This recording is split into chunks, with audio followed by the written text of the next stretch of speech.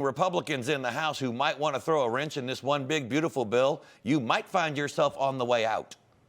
Yeah, no question about it. The president and Elon Musk and the Doge team have done a fantastic job of identifying waste, fraud, and abuse in the federal government. We need to make that a pathway for what the federal government is going to be spending going forward. We need to be fiscally responsible. We need to make sure that we are keeping more money in our communities with our families than taking it up to Washington and having it spent on bureaucrats. And speaking of midterms, right now the RNC, we know, is heavily focused on election integrity. On Monday, the RNC filed a brief with the Supreme Court of Vermont over an ongoing case to stop non-citizens from voting in the state. When will we get to a point where we no longer have to worry about this? It seems like common sense. I know that's what the SAVE Act is all about as well. If you are not an American citizen, you shouldn't vote in American elections.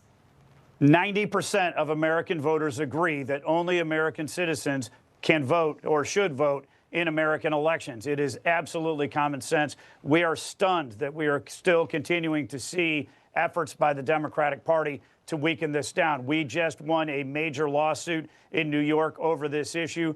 We had to go to the Supreme Court in Virginia to get this kicked out. It is something that is a Democratic orthodoxy that they want non-citizens to vote in these elections. They want to weaken protections on mail-in ballots. They want to fight voter ID.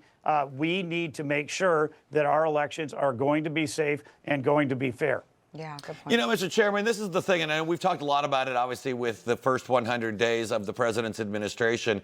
But when you go back in time, President Reagan, the 12 years of the Reagan Revolution, the Democrats went to the middle with Bill Clinton. They pretended to go to the middle with Barack Obama, but they're not going to the middle. They're running to the further left. And when you look at things like election integrity and voter ID and illegal immigration, I mean, they're making it a lot easier. Do you worry they're going to actually see this and come back to the middle and try to have a real fight?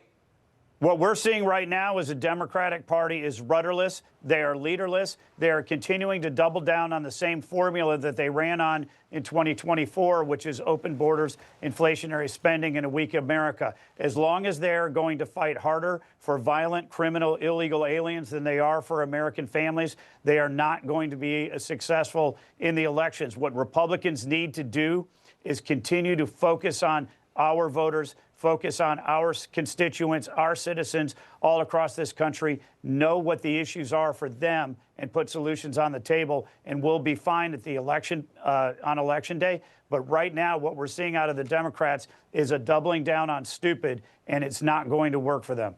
Yeah, and speaking of just that, you see many polls recently showing AOC as the future leader of the Democratic Party. What do you make of that?